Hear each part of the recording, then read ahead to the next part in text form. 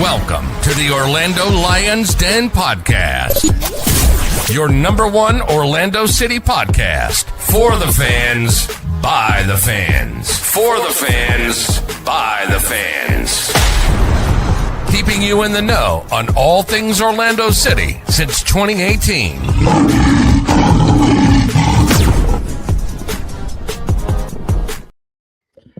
So I had to start off with all of the baseball puns possible by saying, Balk in the Bronx, Red Bulls are on deck. Couple of unforced errors in this one that led to some runs batted in, if I'm being honest. Go Mets, I guess. I don't know. We're playing at Yankee Stadium. I got nothing. I ran out of baseball puns. I tried to get in as many of them as I could. But we're here. Another Orlando Lions Den podcast ready to come on at you. Got my boys with me. I got Cleon, who just barely made it in time. Cleon, how you doing, man? Man, I'm good, man. I'm good. I'm ready to go. Let's get it. All right. And Alex, who is fighting through the elements right now to be here with us. How you doing, brother? Allergies and a cold. Yeah, Pedro needed to take his base on balls and get home. AKA, he should have walked back.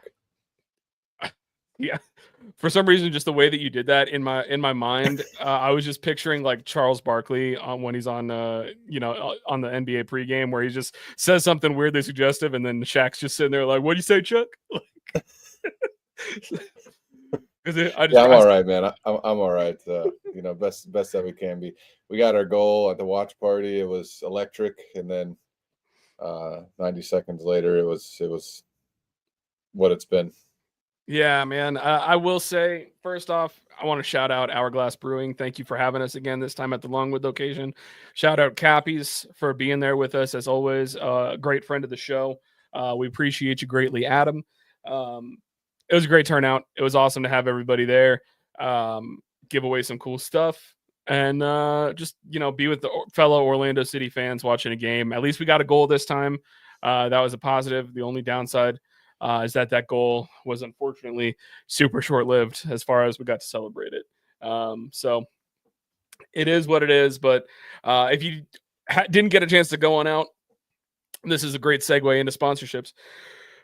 Go on out to Hourglass Brewing. They should have the No Mango, No Party in stock. If you want to buy something to bring home, they should have it on draft as well. Feel free to go stop by Hourglass, get your beer. Since I flew in for it, I could not bring any home because I don't believe I can fly with beer. So disappointing, but it was delicious as always. They did a great job with it again for us, and we appreciate them greatly for it.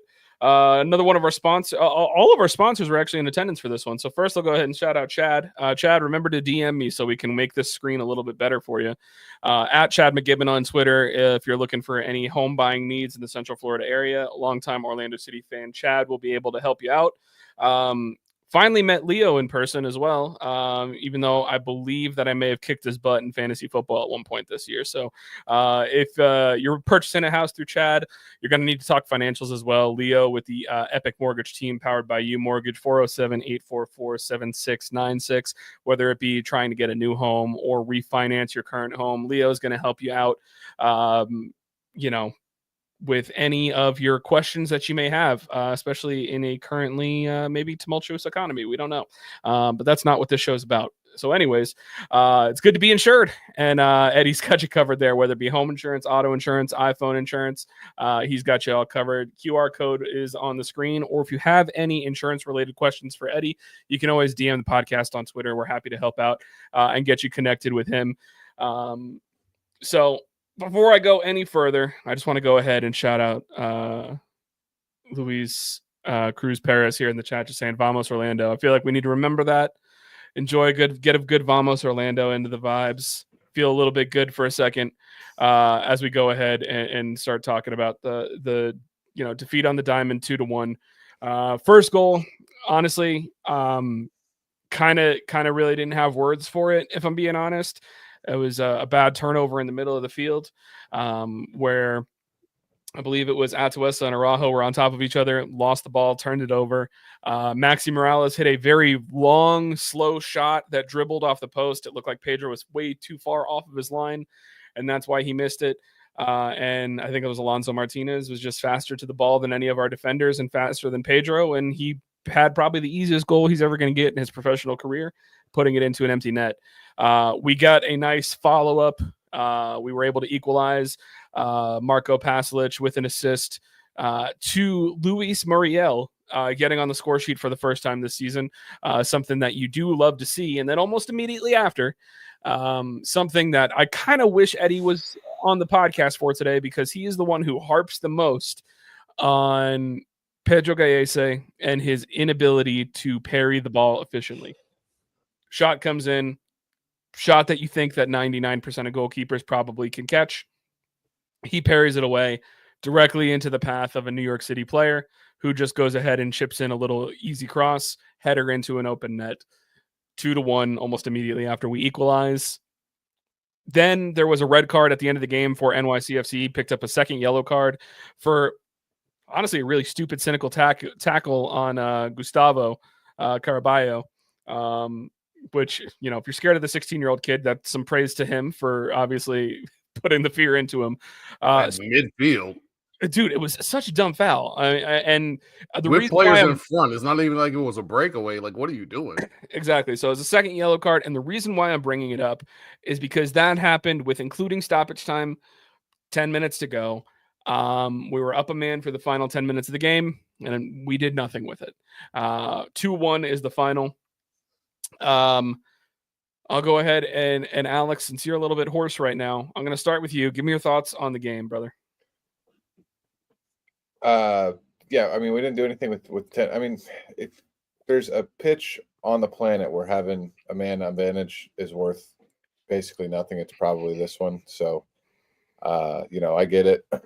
We honestly didn't look bad in the first half. We created some chances. It was a back and forth game, and then, in my opinion, we should have gotten at least a point out of this one. You know, the first goal, like you said, Pedro off his line, and I mean, I don't even know why he's attempting to save it, to be honest. You want to see your guy go for it full on, but man, I mean, you got to be blind if you're him to think that he even got a chance of getting a mid on that ball that goes off the end of the post. It's one of the rare situations where you would just rather your goalkeeper be stuck in the mud, because it probably wouldn't have been a goal if that was the case. So he probably would have been able to just turn around and hop on it if he wouldn't have tried to make some silly looking sixth grade attempt at getting the save, to be honest. That's what bothered me the most about that, dude. It was such a slow roller too. It's not like there was even pace on the ball. I rewatched all the highlights yesterday. Like, he should have been able to see that he wasn't going to get to there, that he made his bed, and pray that it goes wide or pray that it goes off the post and comes right back to him. And the latter happened. And I saw similar save attempts in the charity match that was at Wembley, honestly, by guys that have never played soccer. So, they just kind of look goofy and funny and like they don't belong there. And that's kind of what Pedro looked like on the first goal and on the second goal. Honestly, the second goal, it literally hops to him. It's such a weak shot that it hops off of the pitch first. And it's not one of those situations where, if it's coming off a hop, it's harder to control. It wasn't like that type of hop. It was really just like he does it, and it should be in training. Like he's doing it in pregame. Honestly, it was like an assistant coach, just kind of letting him get warmed up. That's kind of what it felt like that second shot was. And he parries it, not only parries it, which it should never have been out of his hands to begin with at all. There's not a goalkeeper that plays professional soccer in the world that should ever be letting that ball come back into play. But he lets it come back into play right at the worst spot, and we give up the goal. So that's 8 goals, 3 matches. 4 or 5 of them strictly on Pedro. No penalty goals. They've all been from the run of play, and it's not looking too hot on the goalkeeper side of things defensively. Where I was glad to have Robin back. That's a positive. I was stoked to have him back. Alex Freeman once again played a pretty effective game in my opinion. I was really impressed. I was patting Cleon there on the back, but I know some people have liked Ojeda delivering balls in off of a cross, but I hate it. He rarely ever gets it over the first man, and Gustavo had two at the end. What could have been goals, especially the second one to Cesar right on his noggin. Cesar in the 89th minute with this dead legs and 6-inch vertical just couldn't get up there. So it was just not a good combination of who and where the ball was able to impact it. But I was super impressed with him. We got to give that guy a contract, especially with our depth and our salary cap situation. So homegrown contract, I think, needs to be incoming for him. But we didn't play horrible, to be honest. We didn't play terrible. We deserved to get a result, and I can argue where we probably deserved to get, or could have gotten 3 points in New York, and Muriel, fantastic goal. Just, really, really, really clinical finish right into the bottom left corner of the net on the run. Just nobody saving that, no chance. And I was happy to see that, and hopefully we get more of that coming between him and Pasalic. But yeah, man, I can't really point the finger to anybody except Pedro. Honestly, I can't really say this person played terrible aside from Angulo. And between those two guys, oh my God, he was horrible, bro. Between those two guys, both TAM guys, both making close to $1 million a year.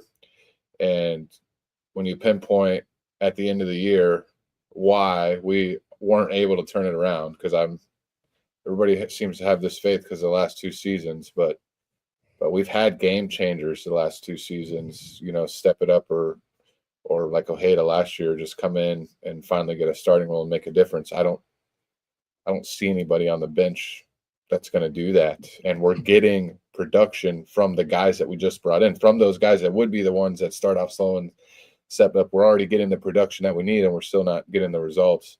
So I don't, at the end of the year, I'm pretty bleak about where we're going. And if we do go where I think we're going to go, I think those 2 contracts between Angulo and Pedro, combined with not getting the allocation money from the Facu sale, since we did it 4 days too late or whatever it may have been, those are going to be reasons 1, 2, and 3 why we are where we are. Cleon, go to you. Yeah, man. This is disappointing, man, because I feel like the attack's been there, and I've been saying I feel like the attack's been there. I know we only scored the 1 goal this time, but over the course of the season so far, it's just been the mistakes. You know what I mean? Man, it looks just like last year.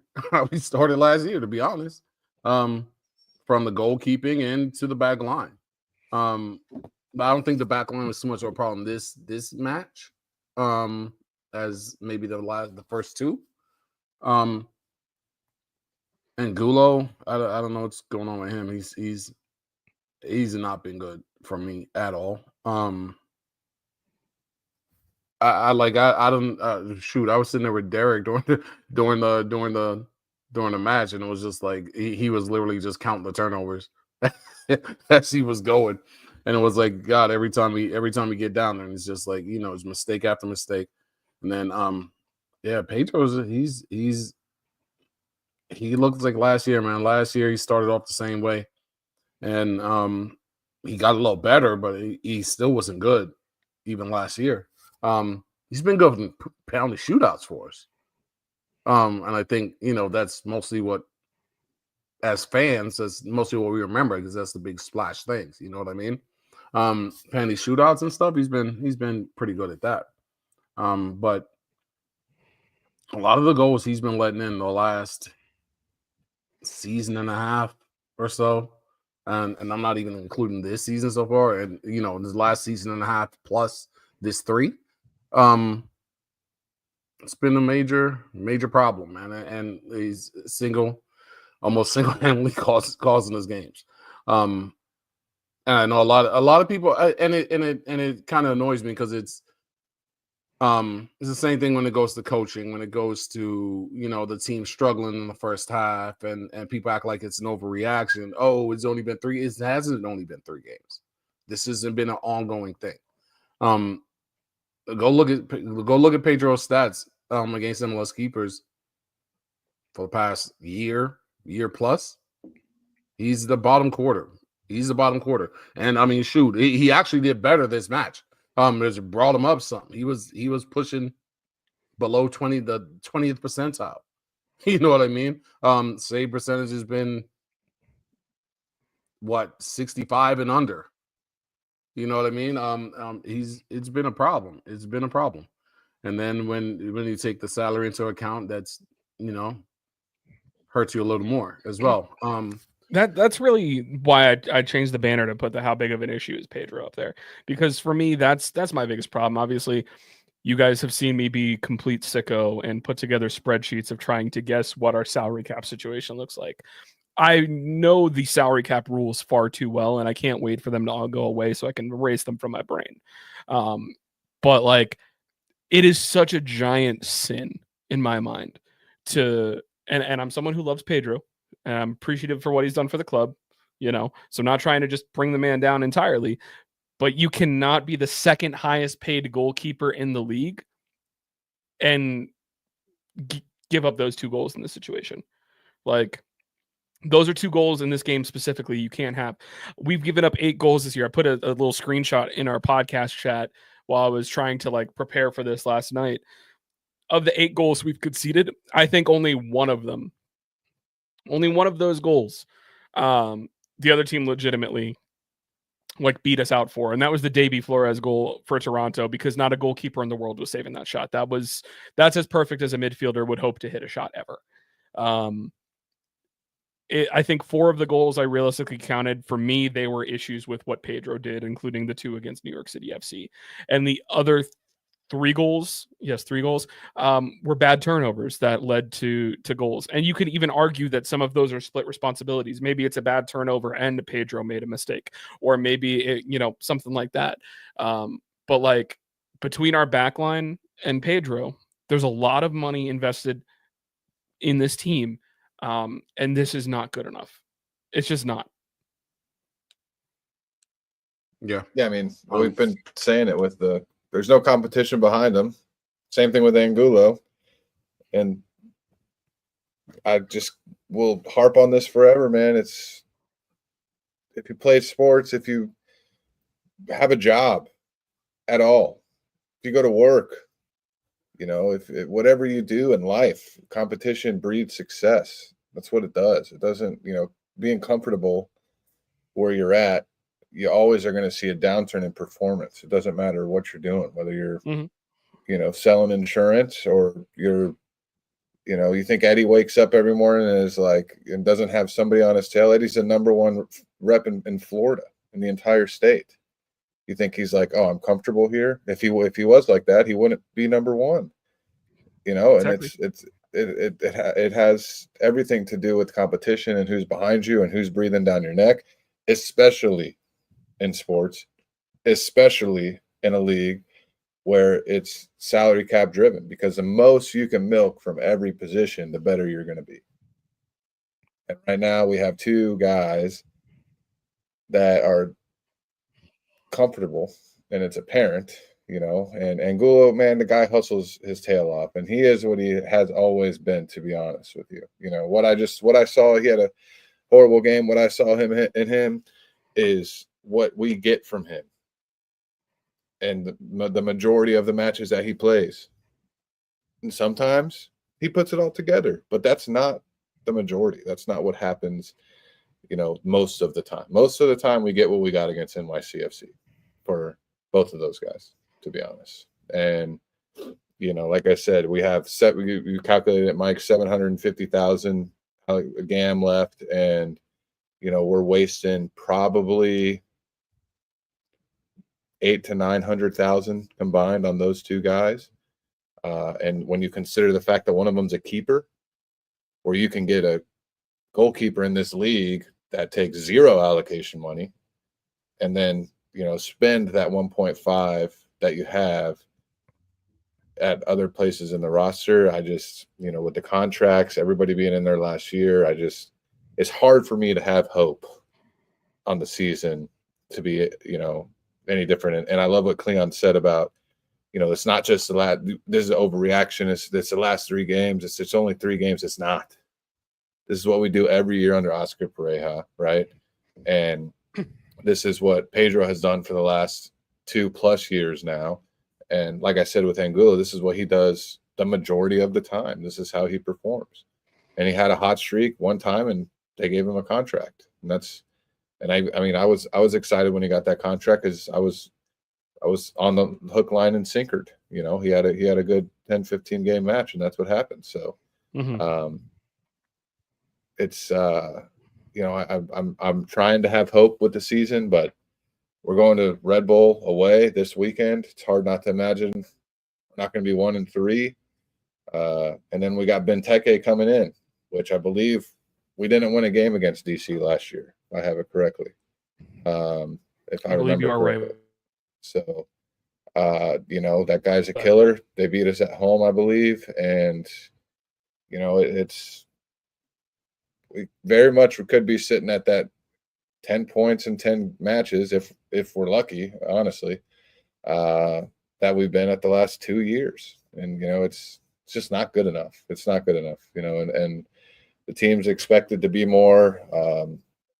The front office has been great at scouting from what we've seen, especially, overseas, and having these guys it's tough, man. It's tough to pay guys and then they fall off like this. So, and then we got more TAMs hurt, and then we got a bunch of it on the allocation money, a bunch of it sitting on the bench hurt. And when he comes back, we don't even know if he's going to have a starting spot because we have competition at that position. So, there's a lot of what appears to be a misuse of resources. There's a lot of dependency on, 11 to 13 guys being the guys. And then after that, it's just kind of, we don't know anything.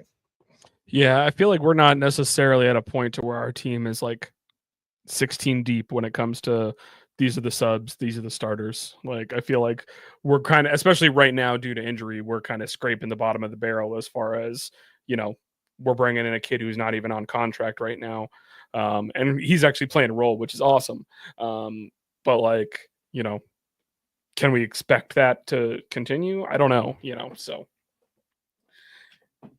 I agree as far as we're saying. Like, I've kind of been saying, I think that this might, like, as far as like the core player group, this might be, we might be going towards a rebuild next year, whether it's with the same front office and coaching staff or not. That's not my point to comment on that right now, but I'm just saying with a lot of some of these bigger contract players, they could be on the way out next year. I could see a lot of changes happening in order to clear up roster space, like, and salary space. Like guys like Pedro, he's in the last year of his contract. He could be gone. A guy like Janssen, he's still on a higher number. He's not TAM anymore, apparently, even though he was last year. But he's on the wrong side of 30. Started this season with injuries. Like, I could see that being a probability of, unless he comes back on a cheaper number, he's gone. So.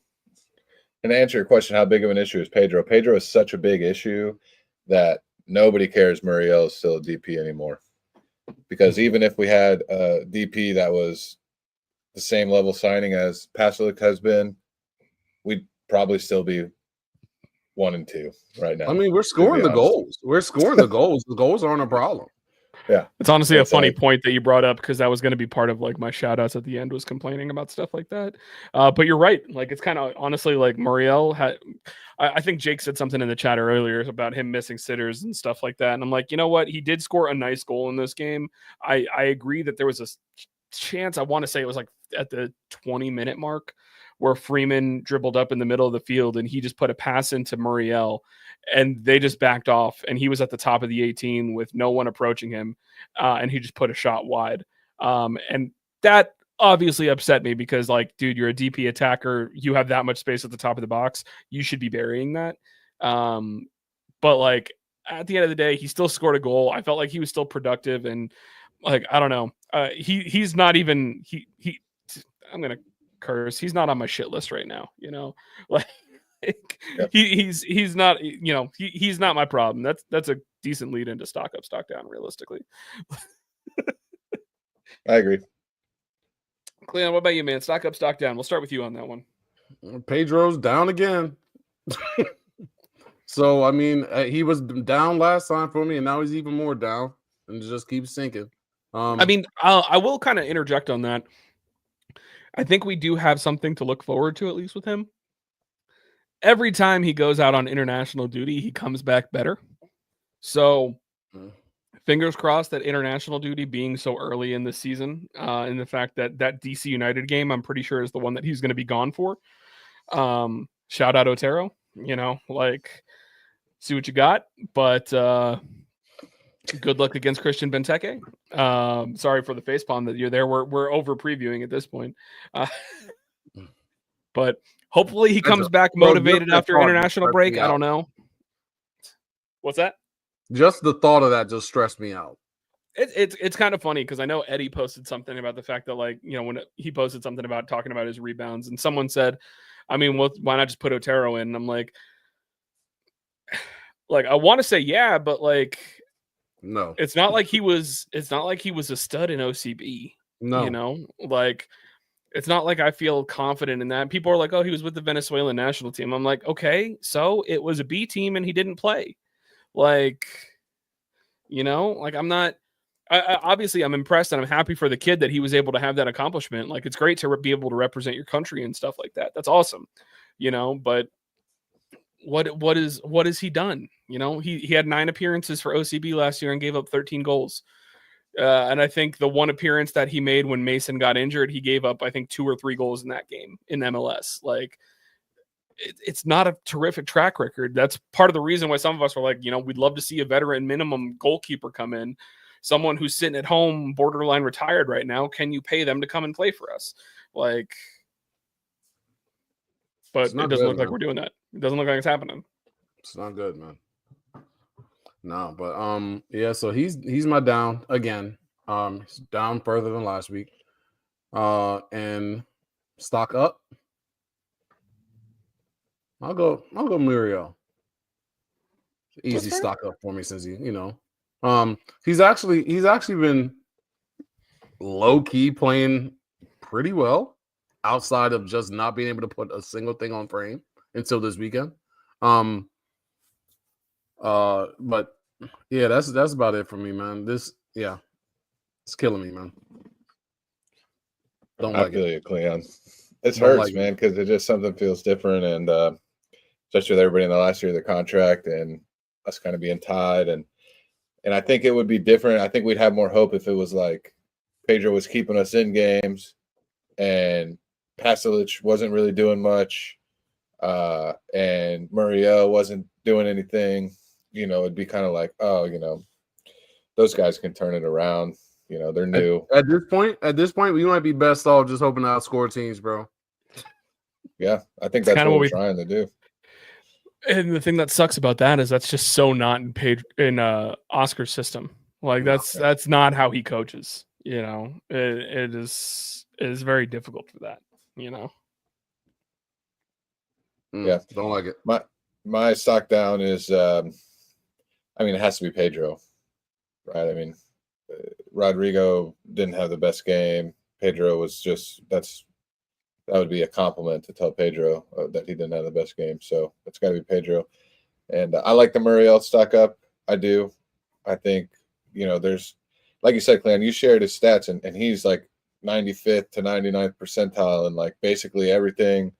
Everything except for goals scored. Except scoring goals. So, I think you got to ride with anything defensive, of course. But but I mean, that's the thing that stinks is you're paying him to be a goal scorer, and obviously that's the one area that he stinks at. But dude he's got the talent on the ball. It's very clear, it's obvious. Yeah, I think more consistent playing time for him. I wouldn't be surprised to see him actually pull it out, in his second year and get a double-digit goal season, especially if we're going to be scoring goals. So I like that stock up. But I mentioned him earlier in the podcast. Cleon's going to roll his eyes at me, but just because I think he deserves a contract, I think it's got to go to Gustavo.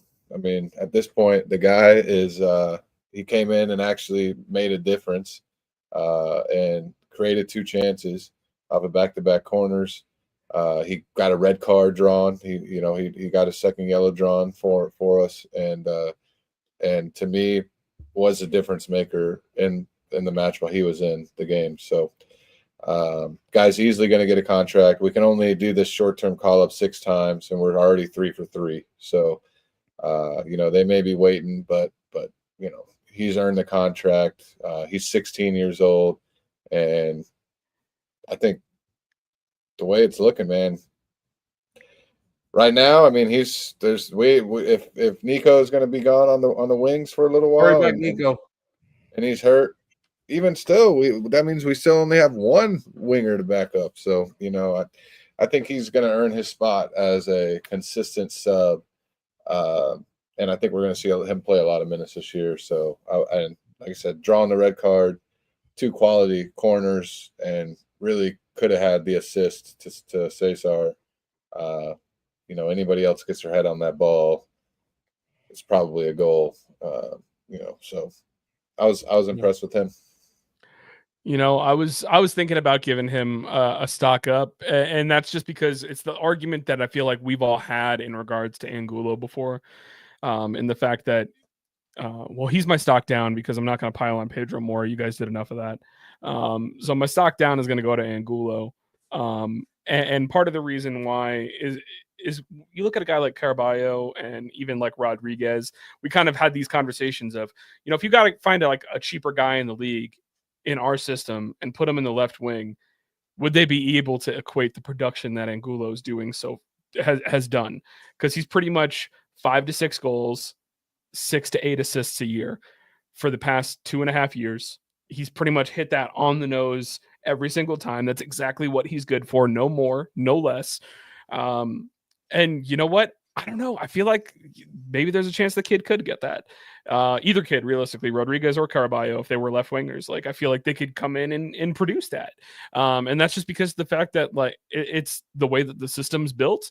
And at this point, I just feel like there's a probability that they're going to be more clinical than Ivan is. It's because we've seen it too many times. He's just not. I appreciate his hustle, but his hustle also caused the first goal against Philly. He tried to do too much and lost the ball and put us in a bad situation. So I don't know. Especially him being a TAM player now, I feel like there's other options out there. I'm kind of disappointed in the fact that Sukata got hurt because I feel like he was probably going to be one of those guys off the bench to relieve him. So we don't really get to see what that looks like. But hey, it is what it is. Obviously, hope all those guys that are injured recover swiftly. And for stock up, I'm going to go ahead and steal what Jake said in the chat. I'm going to go ahead and give it to Pasalic. You had to go into a very daunting place like Yankee Stadium and play a game, and you delivered with an assist. I am going to go ahead and stock down the Croatian national team Twitter account, though. Because they tweeted out being like, oh, he picked up an assist on the team's only goal, but they did lose though. They lost the game, but he got an assist. That's great, but they lost. Their tone just sounded kind of very detrimental to Orlando City for some reason, and it just kind of bothered me. Orlando City is detrimental to Orlando City. That's why it's good that we ended up having the watch party at a bar. The team made us drink a little bit. The team might have made Alex need a DD. Might have. Oh, geez. But yeah, no, my stock up, Pasalic, stock down Angulo. Go ahead, Cleon. I'll say this. I'll say this on the Angulo point. The thing is, though, that we got to keep in mind, Poppy ain't playing Angulo for his attack. He's not. And so, what Poppy is playing Angulo for, Angulo does, and he does probably top end of the league, which is, the non-attack stuff, the stuff you're more worried about a defensive midfielder doing. You know what I mean? So a guy like Caraballo, anybody else, really, Nico, any of the other guys, they're not going to do that stuff that Angulo does. And then Poppy's insistence on forcing his attackers to be a defender, he's gonna pick somebody. So I'd rather be Angulo than Ojeda, one of the strikers, Pasalic, something like that. So it's like it's almost just like a you just gotta, that's your poppy poison. You know what he's gonna do. You know what he's doing. He's not playing Angulo for his force attack. He's playing him for the other stuff. And for the other stuff that, to us doesn't really matter that much because, it's a winger. So, you want those guys in the attack, but that's not what Poppy wants. So if Poppy's going to be forcing somebody to do it, I mean, reluctantly, I guess I would have to concede Angulo's the guy to do that. You know what I mean? Because if it ain't Angulo, he's gonna pick somebody to do it, and I'd rather be him than one of the other guys that's way more talented in the attack being held back than anyone else. It's fair. I do got one more stock up, and that's just going to be to Muriel for always knowing where the camera's at. His goal celebration, like that camera was in a distance. He knew exactly where it was. He made eye contact. You don't need to send that guy down to developmental. He knows where the hard cam's at all times. Hard cam, baby. Hard cam. Got my wrestling joke in there. All right, cool. All right, that brings us up to this weekend. We got an early game, if I remember correctly, on FootMob. I think it says that we're kicking off at 2:30 Eastern. So be ready to go early out in Jersey, playing the Red Bulls.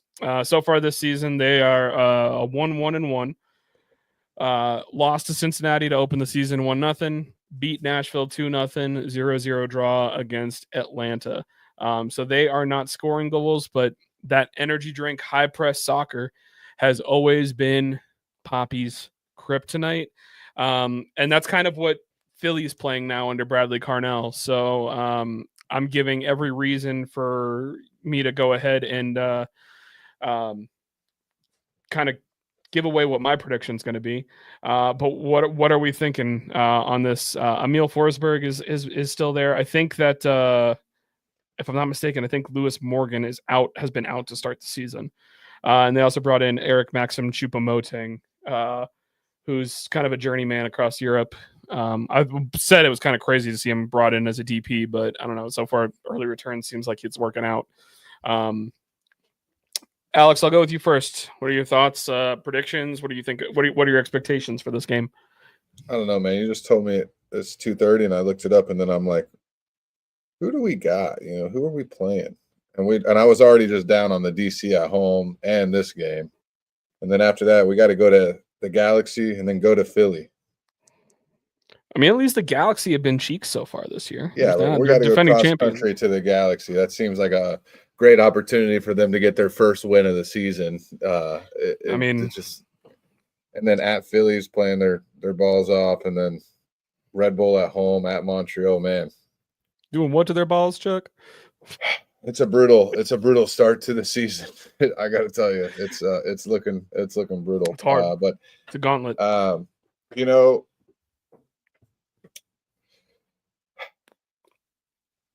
Everything in my being says we're going to lose this game. But when I've felt like this over the last 2 years, how I feel like I'm feeling going into this match, usually what happens is somehow we win, to be honest. We've been the best road team in the league 2 years in a row. And it's just, it just feels like one of those games where they'll shut me up. So with that being said, I'm going to say 3-1 loss. Want them to shut you up? Who scores the one goal? Who scores the one goal? I'm just saying, man, like it's just like that's what my brain says, like, oh, it's going to be hard to get a result against a team that knocked us out, who's not playing too bad right now, and on their home pitch. It's just that's what my brain says, and then the part of me that remembers the last 2 seasons says this is exactly how I feel every time Orlando City surprised me. So, but I mean, I think Muriel is gonna get the start again. I don't know why he wouldn't, as long as he's healthy, and I think he'll get another goal. Okay. Cleon, what do you got?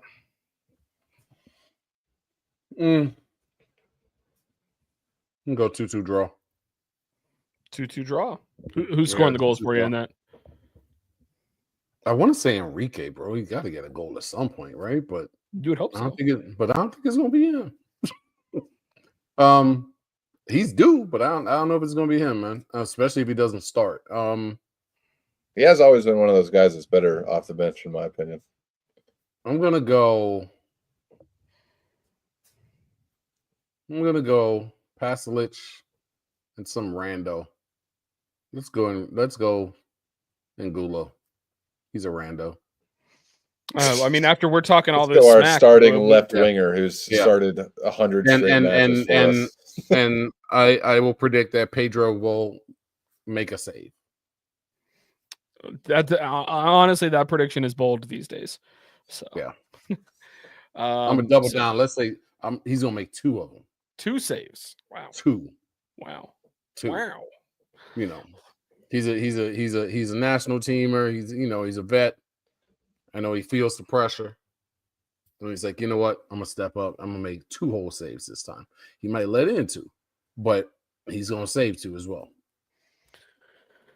So I'm gonna go ahead and go.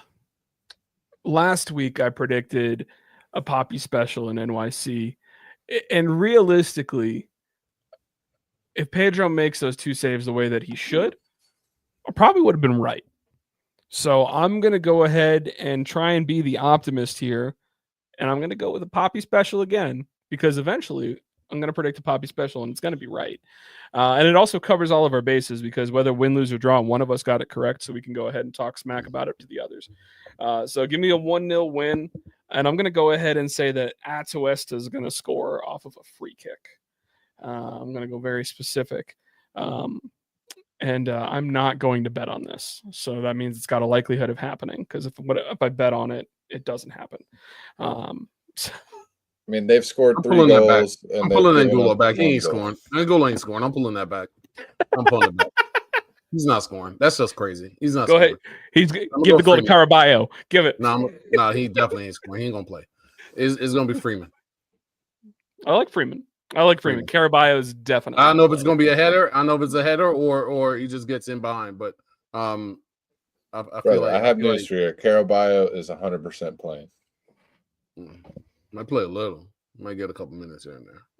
And either way, he's not. We're willing to bet you. Look here. This is what I'm gonna say, and I got nothing against the kid, but if Gustavo Caraballo is getting a ton of minutes this season, something has gone horribly wrong. I'll leave it at that. Something with RC that's gone horribly wrong. I mean, as of right now, we don't have depth at striker or at left winger, so like we kind of really don't. And Nico Rodriguez has also been hurt, so you're right. Things have gone horribly wrong to start the season. That's why he's getting those minutes. So, Red Bull, they have 2 straight shutouts. They've allowed 1 goal all year on 3 games, and have only scored 2 goals all year. So yeah, against Nashville, it's gonna be a tough one. So yeah, it might be a 1-0, 1-1 type of match. Like I said, they've always been Poppy's kryptonite. We know that, except for the one time we played them in the Open Cup where we just managed to smack them for 5. But they've always been like his big one. Them and DC have always been like his big bogey teams, as far as I'm concerned. So we gotta. I mean, if there's ever a game to turn it around, I'm not saying it's a must-win or anything like that, but if there's ever a game to give everybody hope, it's beating the team that kept us from an MLS Cup final last year. Right now, it'd be nice. They got to use that in the locker room. I mean, it's got to be done. 9 out of the 11 starters are returning. You got to use it in the locker room. You need that laminated in the locker room. You know, these guys got to be pissed off going into this game, and you know, not only because of the way the season started, but because of what they did to us last year. So, if we can't get some fight in this match, I'm gonna be worried. I don't say we got to win, but if we can't at least look better against a formidable opponent and get some fight, the alarm bells are going to be ringing. Could be. All right, guys. Well, Alex said, "Hey, I'm not feeling well. Let's try and keep this to 45 minutes." That's where we're at right now. So we're doing good. Yeah, we're doing pretty all right. Shout outs then. Let's do shout outs and close this out. Alex, you want to, or actually, no, I've been going to you first last couple times. Cleon, what do you got as far as shout outs go? Man, so I don't really have a shout out, but I got a little bit of a rant, I guess. When it comes to sports, it's not just Atlanta City fans, bro. It's kind of sports fans in general. You got like these two sects and these two groups, bro. And it's like the ones that sometimes a lot of times they feel like if you're pointing out negatives and you're not being positive and this, that, or whatever, like you're not being a fan. You know what I mean? But it's not like you can love. I love this team. I love this team. Just like I love my children. You know what I mean? But I love my son, but I know he's gonna come in every day. He's gonna throw his damn socks on my couch every single day. He's gonna make a mess. He's gonna go make some ramen noodles and put noodles all over my thing. When I tell him, hey kid, why you keep making this damn mess every single day after I tell you don't do it? You know what I mean? Doesn't mean I don't love my son. Yeah, I love my son. Love him more than me. But it doesn't mean you're immune to criticism and you're immune to pointing out. That's called parenting, bro. If you love something, you want something to get better and to get greater and to go on and be successful and do good things. You know what I mean? So it's not like you're being a bad fan. If you're gonna point out. Now my son's texting me. He must be in the living room. So you say you don't love me? He texts me grr. So it don't like if you love, bro. It's fair. You can point out criticism. You point out things they're doing wrong. You know what I mean? It doesn't make you a bad fan or a bad parent. If your kid's doing some dumb crap, looks like he's gonna end up in jail. Hey, you better nip it in the bud right now before you end up in jail, son. That's called love. So that's all this is. So all of y'all, Pedro, I love Pedro. He's one of my favorite players. He is. But he's ass right now. It's a fact. Statistical fact. You can go look it up. Bottom quarter of the keepers in all of MLS for well over a year now.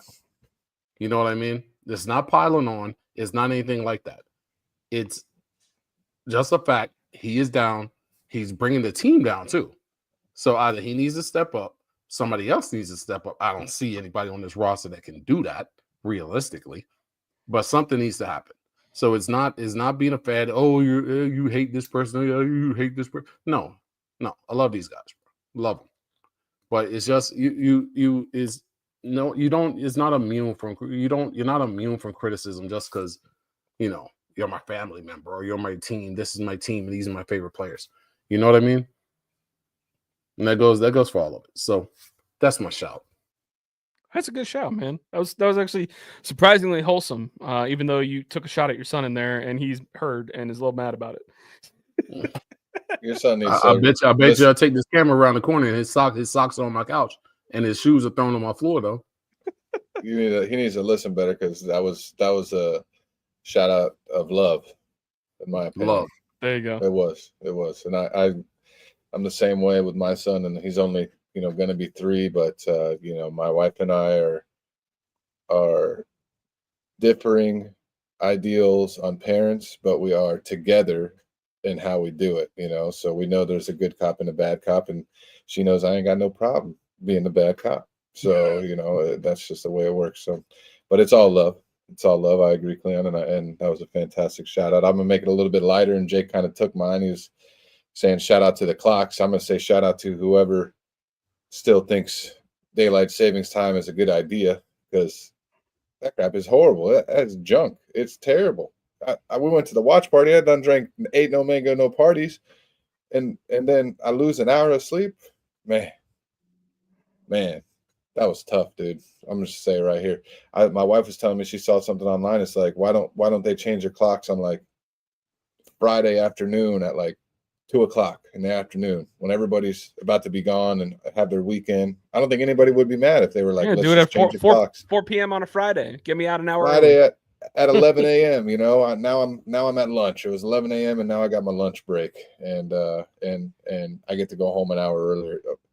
But 2 a.m. they could keep it. Throw it away.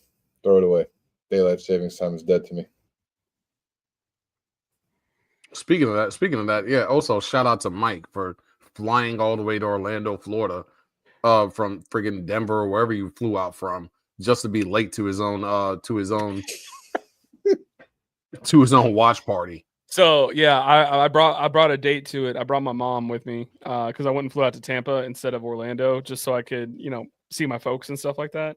And hilarious that she was making fun of me. She's like, I was out like talking to Adam or something. She like that, and she's like, hey, I don't know if you need to do something. They're making fun of you right now. And I was like, cool, appreciate that. Once you got the microphone working. Mike's been gone for 14 minutes and thought it was a great idea to stop in Dr. Phillips Saturday night at 5 o'clock to find a restaurant to eat dinner at. Yeah, no, it was a bad idea. But Domu still has the best wings in Florida, so I can confirm that at least. Or at least we did not race. Yeah, there was no race. So Cleon didn't. I forgot about that because I forgot about it. He was late. I would have watched y'all though. My bad, guys. It's all my fault. It was a long drive, and again, chicken wings. So, anyways, my shout outs first. I got a couple today. First, shout out Dominican Republic too. I almost forgot. Shout out Dominican Republic. That's all. Love your podcast. What's that again? First, shout out to the Orlando Pride, raising 2 banners this weekend, or for the first home game, raising the banner for winning the Shield and for winning the NWSL Championship. We might not cover the Pride often on this podcast, but shout out to them for the turnaround that they've had. And then the next 2 things are kind of connected to that too. First, shout out to my New York Giants for improving your defense this past couple of days. That's great. But my other shout out is to the Wilfs in general, because I don't want anybody to be telling me that, oh yeah, us saying we should buy somebody out or anything like that. Like it's all about the money. In the past 2 days, got my notes out here, the Wilfs have spent $267 million giving out NFL contracts. So don't sit here and tell me we don't got money to spend on something. There's money that could spend money. We have it. Like, obviously I know we don't make as much money as NFL makes, but the Wilfs got money. I don't want to sit here and get lectured saying, no, we don't got the money to work with it. Yes, we do. The Wilfs have more money than God. They can handle it. Like, things are going pretty darn well if you own a team in purple in the United States of America, except for I guess the Colorado Rockies. They're not doing that great, but like. Yeah, the Wills, it's a business to them, and that's unfortunate for us. Hey, I mean, I will say that they're big in real estate, and from what I understand, and I know they are working on the deal for Osceola Heritage Park to completely own that area and take over and redevelop it. Maybe that's something that helps positively. I don't know. But to what? Oh, they have a bid to like. Oh no! I know that. I know that. I'm just wondering.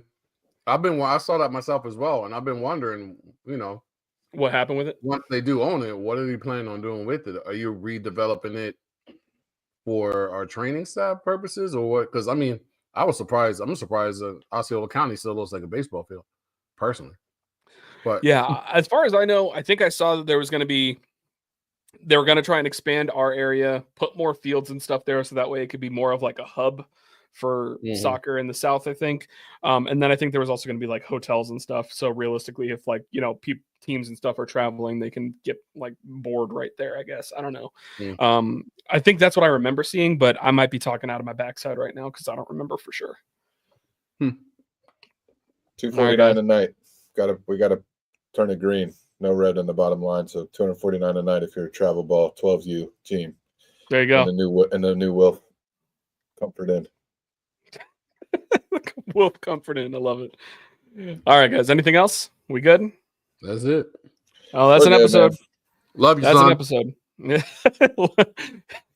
Yes, Cleon's son. He's getting love from dad. All right, guys. That's an episode. Cleon 2 back there. Cleon 2 back there? Yeah. Cleon 2. All right, guys. Can I just say, hold on. Go for it. I do have one more shout out. Shout out to Cleon for telling me how funky what's the guy's name for New York City? He had his first name on the back of the jersey. Oh, Keaton Parks. Shout out to Keaton. I thought this was going somewhere else. Cleon said, "Yeah, look how that guy. He got Keaton on the back of his jersey. That is nerdy. That's first name." And I had to point out that Cleon had Cleon on the back of his jersey, but he says, "Nah, that's Cleon 1. Cleon 1 is my tag. No, that's Cleon 1. And look right there, Cleon 1. That's my Twitter handle." All right, that's all I had to say. All right, guys. As always, remember, we do this because we love the team. We love the sport. Vamos, Orlando, always. And we're left New York. Let's go get a win in New Jersey, all right? I don't know what Alex was about to talk about. I was scared for a second. Hey, vamos, guys. We'll see y'all next time. Thanks for joining us this week on the Orlando Lions Den podcast. Don't forget to follow us at Orlando Lions Den on Twitter, Facebook, and Instagram. See you next week in the Den.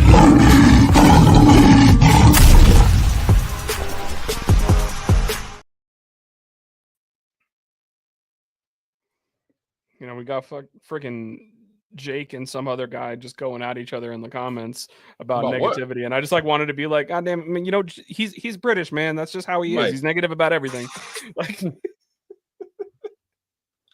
Are we still live, Mike? No, we're good. Oh, no, we are live. Jake and some other.